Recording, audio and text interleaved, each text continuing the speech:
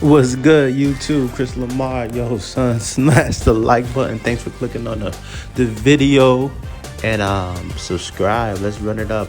This is gonna be like a radio version. First we're gonna talk about like what's in the picture. That red pill, the blue pill. What's my thoughts on the red pill? You know what I'm saying? Like, so I was talking with a friend yesterday, and I was just like, yo, I like to avoid extreme ideologies. You know what I'm saying? I think the mean virtue is the mean between access and deficiency.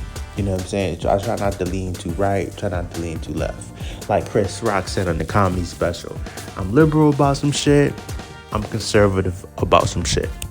You know what I'm saying? So obviously, you know, people don't want to get taken advantage of. But you know what I'm saying? Like if I got a girl and we in the mall and she want me to hold her purse or she don't put her on the phone, that's just she gotta tie her shoe for a little bit. You know what I'm saying? If you think your girl would wipe your ass when you get old, you better hold the purse for a few seconds. You know what I'm saying? So I feel like a lot of people get caught up into what other people gotta say and stuff like that. And I feel like some of the dudes that's super red pill, super militant, like when they have issues with women, like the issues be crazy. You know what I'm saying? It'd be crazy. It'd be dudes like Booker Alpha Romney. I didn't watch the video because he had, you know, obviously I think, you know, slept with a lot of dudes' wives. He was crying about females and all this other stuff because he had all this dirt and this baggage. You know what I'm saying? So I'm not a real judgmental person. So like I don't, if you know, are more of a polygamous person or if you're monogamous, it is each his own. You know what I'm saying? I think people are really multifaceted and I try to live in a gray area, not black and white. You know what I'm saying? So like obviously my thoughts on the red pill is just like, you know, some of that's just toxic. You know what I'm saying? But I always say from a YouTube creative standpoint, it's a market for it. You know what I'm saying? People love extreme ideologies, you know what I'm saying? So it is what it is. So I respect the hustle. So, but like for me, I think from the movie Matrix, but I'm not a big Matrix fan, but from my understanding, the red pill was like an awareness, a higher awareness, and not to be succumbed to propaganda. But I think a lot of people on YouTube just took it and kind of ran with it and had to like, yeah, you know what I'm saying? Are you red pill? Are you blue pill? Are you white pill? Are you black pill? Nah, I'm purple pill. And I'm just like, yo, son, this just sounds like the Power Rangers. So that was just like kind of like my thoughts on it. You know what I'm saying? But I think, you know, at a certain point, you know, people, if they come from a single mom's perspective, they're like sheltered and stuff like that. And for those guys who go to college, they kind of get the real world experience, what some people will call the red pill, based off of how people act, especially, you know, that 18 to 21 year age when they're not under the watchful eye of their parents and see like people's real nature, men and women. You know what I'm saying? So I'll talk more about like my personal experiences and stuff like that probably in other videos. But I kind of just wanted to, you know, give my 2 cents, my take on the red pill and, you know, saying it was alpha and all this other shit. You know what I'm saying? But you know, that's here nor there. Another thing I wanted to address: should black men travel? You already know I'm gonna say hell yeah. And some people would say like, yo, if you can't get girls in the States, you know what I'm saying, you can't get girls nowhere. But my whole thing is like, yo, because you know Tariq Nasheed, he wrote the book of Argon and he doing more historical documentaries. Sometimes you gotta take your game on the road. Sometimes you gotta go outside of your comfort zone and be that exotic factor. Even within the state, sometimes, you know, you gotta go to another city, you know, go to another state and put yourself out there and stuff like that, so you can be 7 feet tall, you know, 10 feet tall and bulletproof, you know, get that confidence and stuff like that. Some people, you know, I think it's a positive thing. Some people look at it like, yo, you should live your own life in this 15-mile radius. But I'm one of the things like, yo, son, you gotta, you know, be the star of your own movie. You know what I'm saying? Get off Instagram and go and live your life. You know what I'm saying? And then travel and get a sense of adventure. I think you get a heightened sense of awareness. You know what I'm saying? And you expand your horizon because now you got different reference points. Seeing how different people live, even from city to city within your state or from state to state, or if you have that passport and the resources to be international. From an international perspective, I definitely think it make you more well-rounded, and it definitely adds more layers and make you a little bit more charismatic and compelling. But also, and then let's say, for example, there was somebody who was talking like, yeah, dude's talking about Asia, da da da. You know what I'm saying? But like, if you got Asian fever and you want to go to Thailand, yo, do that shit. You know what I'm saying? Because if that's your motivation or whatever like that, if you want to explore and you know what I'm saying, you want to get with women, you know what I'm saying, like in Thailand or the Philippines or whatever it may be, like, yo, like, do you? Because my mom was married to a guy in the military, so a lot of his friends, they married Filipino chicks. You know what I'm saying? So like, when I did my UN, I've met a Filipino chick. So like, the relationship dynamic, if they mess with you, they mess with you. It's not like playing any games, and they look good and stuff like that. So I'm not necessarily got Asian fever and checking for Asia, but I do, from a traveler's perspective, do want to go to Bangkok and explore. Because I'll tell you, when I was at the Virgin Hotel during the summertime with my man, he went to the bathroom and his waitress, she was Korean. She just came up to me, started a conversation out of nowhere. You know what I'm saying? Like, you know what I'm saying? And she was a waitress, so she was a looker. To my man, he wanted to get with her because he got Asian fever. Yo, shout out my man. He know who he is. This is my dog though. I ain't gonna say his name on the pod though, but he know who he is.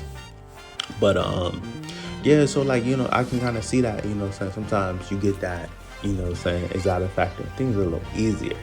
But, I'm all for that, we want to uplift black men on this channel, to kind of really, I think from a traveler's perspective, you grow up. But a lot of sometimes people don't necessarily talk about, because like, you gotta, be on your P's and Q's. You gotta, get your transportation, get your housing, and you're in a new place with new surroundings. So I think that you really expand your perspective, whether it's in a different city, whether it's in a different state, or whether it's in a different country. I think that's really good. You always want to try to grow and see new things. So I'm all for that. And then also, if you know what I'm saying, not the healthiest and stuff like that, and you need to go, somewhere else, on the road game to get your shit together for more motivation, because Jay-Z and the Black Album, he would travel, to get inspired. So if you need to get away from the monotony of your hometown or where you're currently living to get inspired, to do that. And I think that some people, when people say, oh, you can't get girls here, you're not gonna get girls there, I look at dudes that's in jail. If you in jail, you made some mistakes, you committed a crime, are you always gonna be a criminal? Can't you can't change, you can't twist your mindset.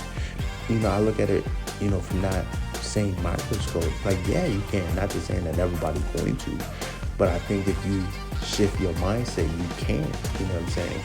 Even from a business perspective, I had a discussion with a homie, and he was just like, yeah, guys is squares 9 to 5. They never, like, can get money outside of a corporate structure. And, obviously it's difficult to do that. But I think that, like, yeah, you can sometimes, it might take some work. It's going to take a mental shift, and you might have to increase certain skill sets, but you can, like, just because you was in jail, or you might have been homeless, that don't necessarily got to be your identity. And sometimes, like, people might go from one school and be a certain way, and they can reinvent themselves. And you see that sometimes with, artists, singers, rappers, musicians, and yourself. Like, because like when I was in New York, I wasn't a good dresser, but I had got with a guy, my man Marcus, and he was really into dressing and stuff like that. So he would take me window shopping at H&M over in Murray Hill at Hill Square, the H&M on 33rd, by the R train.